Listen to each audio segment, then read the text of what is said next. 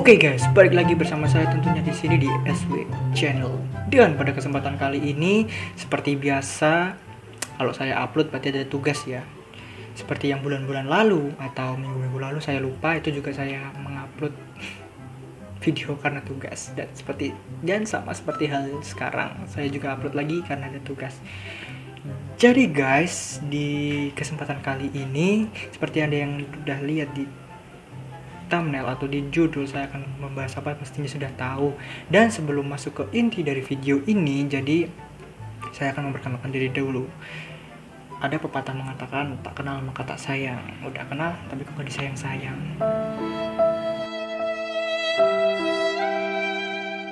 Oke, nama saya adalah Rakian Yoga Suara dengan NIM 682019-147. Dan pada kesempatan kali ini saya akan membahas tentang komponen cinta menurut Robert J. Sternberg yang part kedua.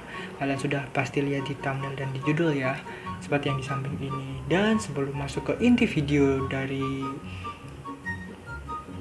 konten ini, kalian bisa bertanya-tanya dulu, Bang, kenapa kok part 2? Bang, part satunya mana?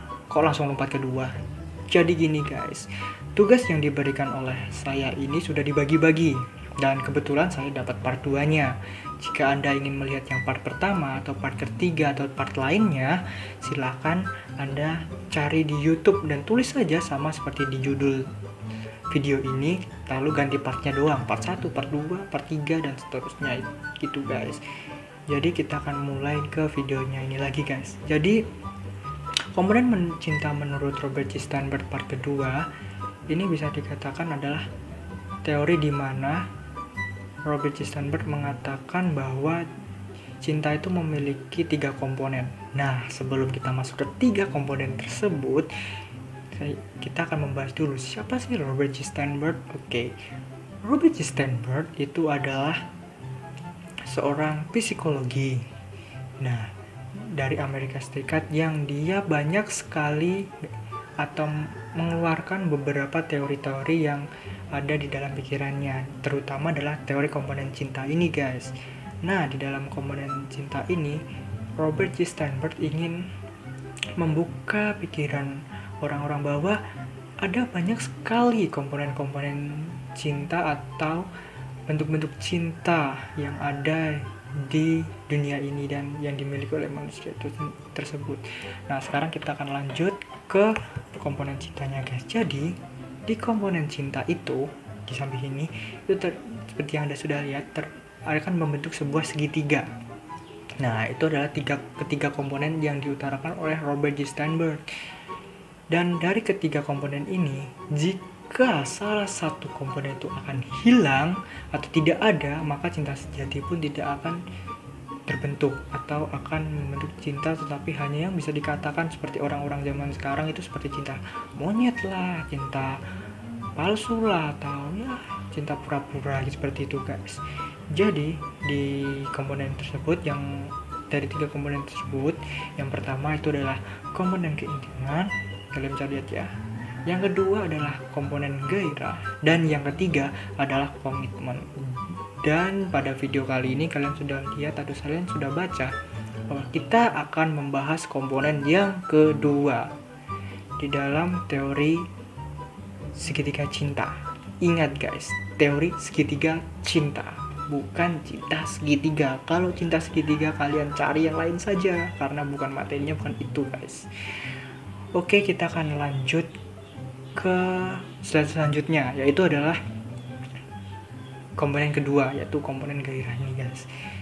Jadi di sini saya ingatkan sekali lagi ya, jangan berpikiran yang negatif. Bersihkan pikiran yang negatif Anda dengan pikiran yang positif. Jadi di sini kita akan mengetahui gimana sih cinta sejati. Ya, walaupun saya tahu saya ini jomblo dan belum pernah merasakan yang namanya cinta, setidaknya saya mengetahui lah sedikit demi sedikit. Bagi kalian yang para jomblo dan sudah memiliki pacar, harap melihat ya, karena mungkin dengan adanya konten ini bisa membuat terbuka pikiran Anda tentang apa itu yang namanya cinta. Oke guys. Dan di komponen cinta itu terdapat komponen yang namanya gairah. Dan di sini gairah itu berisi tentang dorongan yang menimbulkan emosi kuat dalam hubungan pasangan. Dan di sini artinya emosi itu adalah berupa emosi-emosi yang sekiranya seperti emosi romantis, yang saling terbuka satu sama lain dan saling menghargai, seperti itu guys. Dan selanjutnya adalah dalam suatu hubungan dekat, daya tarik fisik dan seksual itu sangat diperlukan. Ingat guys, jangan berpikiran positif, jangan berpikiran negatif dulu, karena di sini yang maksud seksual itu adalah saling berdekatan. Dalam arti ya biasalah ya, namanya pacaran pasti ada yang pegangan lah, ada yang saling berdua-duaan lah, serasa dunia itu milik berdua gitu guys. Jadi yang dimakan seksual itu seperti itu.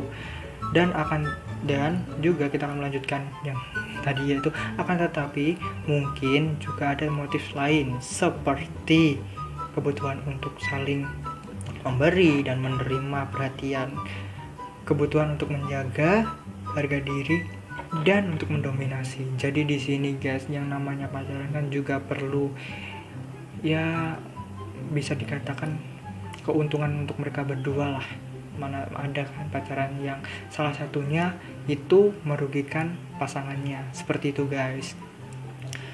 Dan kita akan lanjut next ke contoh-contoh pacarannya itu seperti apa. Jadi di dalam gairah tersebut atau di komponen gairah dalam segitiga cinta tadi itu memiliki beberapa contohnya, yaitu yang pertama adalah keinginan dan kebutuhan untuk bertemu dengan pasangannya. Yang namanya pacaran ya, pastinya ada rasa untuk saling bertemu satu sama lain. Tidak mungkin kan yang namanya pacaran malah berjauhan. Itu pacaran atau musuhan, bisa jadi dikatakan seperti itu. Beda halnya dengan LDR. Kalau LDR mungkin tidak bisa bertemu, tapi kan ada waktu di mana mereka akan bertemu satu sama lain dengan pacarnya tersebut. Itu bukan musuhan ya, berarti dalam arti waktu yang belum ada, seperti itu guys. Dan yang kedua adalah saling ingin diasuh dan mendominasi satu sama lain. Yang namanya pacaran nih guys, pasti kedua belah pihak itu ingin menciptakan suatu hubungan yang harmonis kan.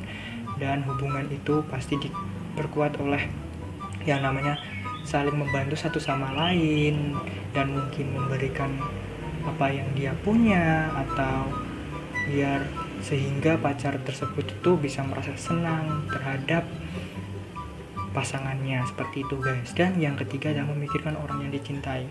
Nah di sini guys, yang namanya pacaran pastinya itu memikirkan yang namanya pacarnya tuh guys. Gak mungkin kan jika pacaran itu bisa dikatakan tidak memikirkan pasangannya, dalam arti cuma melupakannya doang. Itu kan tidak akan mungkin terjadi guys. Dan kecuali beda halnya kalau Anda tidak suka dengan pacar Anda yang sekarang, atau mungkin ingin ganti gitu yang baru, seperti handphone kan ganti-ganti terus. Nah seperti itu guys. Jadi di sini kita kan dapat belajar bahwa cinta itu memang membutuhkan yang namanya keseriusan, seperti itu guys. Itu beda lagi nanti ada di part yang lain, oke? Dan yang terakhir adalah ingin berkorban untuk yang dicintai. Dan di sini kita bisa tahu guys bahwa yang namanya pacaran tidak mungkin kita itu menguntungkan satu pihak doang, tapi kita harus menguntungkan kedua pihak tersebut guys, dengan cara kita tuh harus berkorban dan bisa dikatakan rela gitu dengan apa yang kita berikan, apa yang waktu yang tersisa itu diberikan buat kita atau gimana gitu guys. So buat kalian yang pacaran pastinya tahulah tentang hal tersebut ini. Bagi kalian para jomblo jangan bersedih, mungkin pembelajaran ini bisa menjadikan Anda sebagai pedoman untuk lebih lagi belajar tentang apa itu cinta dan bisa menghormati tentang pasangan Anda. Kurasa materi ini cukup sampai di sini guys, karena tidak ada yang bisa dibicarakan lagi. See you to next video and bye bye.